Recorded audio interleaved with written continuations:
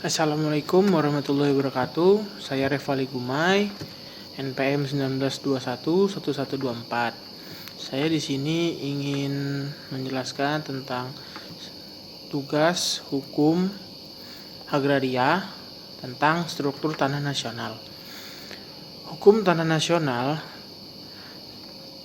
semenjak berlakunya UU PA telah terjadi perubahan mendasar dalam pengaturan mengenai pertanahan di Indonesia.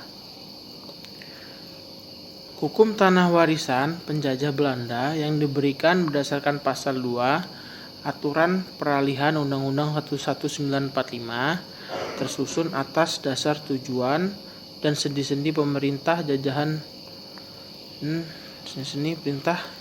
sehingga bertentangan dengan kepentingan bangsa Indonesia sebagai bangsa yang merdeka.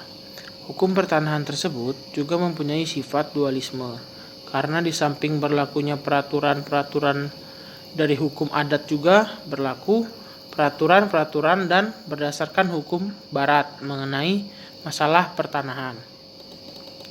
UU PA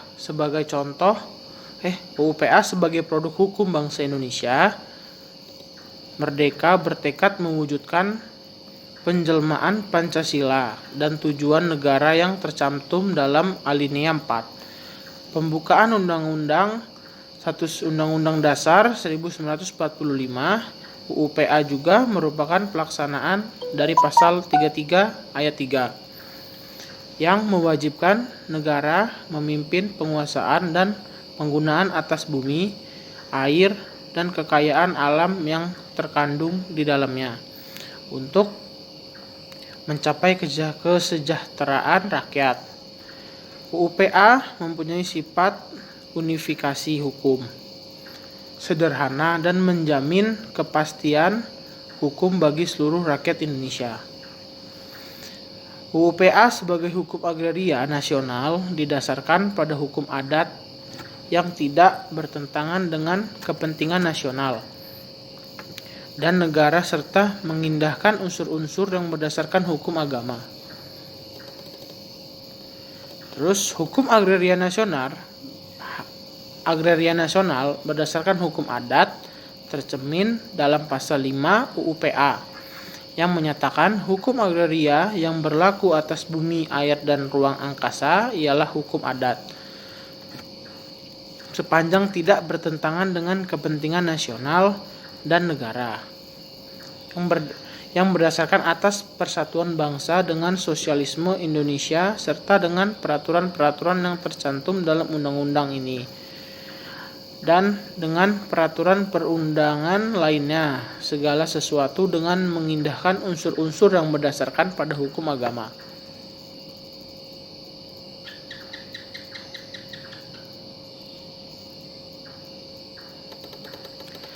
Terus hukum adat sebagai dasar utama pembangunan hukum agraria nasional dapat disimpulkan dari konsideran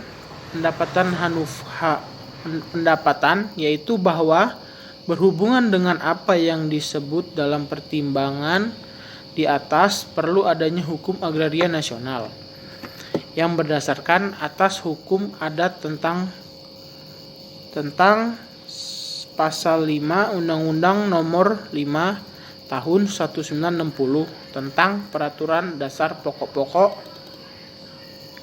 Pokok-pokok Agraria 2 Hazirin Demokrasi Pancasila.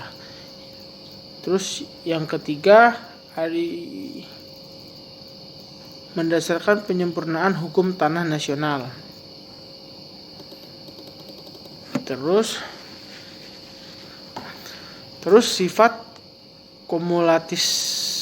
komunalistik dalam konsepsi hukum tanah nasional ditunjukkan oleh pasal 1 ayat 1 UU PA yang menyatakan bahwa seluruh wilayah Indonesia adalah kesatuan tanah air dari seluruh rakyat Indonesia yang bersatu sebagai bangsa Indonesia, sedangkan sifat religius terdapat dalam pasal 1 ayat 2 UU PA yang menyebutkan bahwa seluruh bumi, Air dan ruang angkasa termasuk kekayaan alam yang terkandung di dalamnya.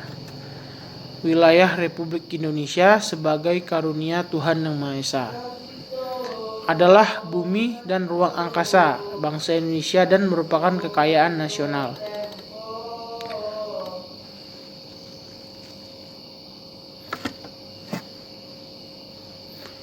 Terus ketentuan hukum adat yang diangkat menjadi hukum agraria nasional disaring melalui syarat-syarat tertentu.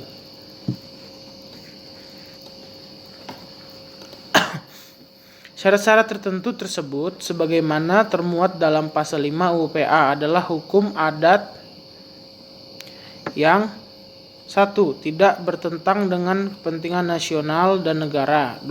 Tidak bertentangan dengan sosialisme Indonesia. Dan 3. Tidak bertentangan dengan ketentuan yang ada dalam UU PA itu tersendiri. Pembentukan hukum tanah nasional dengan dasar hukum adat yang digunakan adalah konsep dan asas-asasnya. Asas-asas hukum adat yang digunakan dalam hukum tanah nasional antara lain 1. Asas religius pasal 1 UU PA. 2. Asas kebangsaan pasal 1, 2 dan 9 UU PA. 3. Asas demokrasi pasal 9 UU PA. 4. Asas kemasyarakatan, pemerataan dan keadilan sosial pasal 6, 7, 10, 11, dan 13 UU PA. 5. Asas penggunaan dan pemeliharaan tanah secara berencana pasal 14 dan 15 UU PA. Dan 6. Asas pemisahan horizontal tanah dengan bangunan dan tanaman yang ada di atasnya.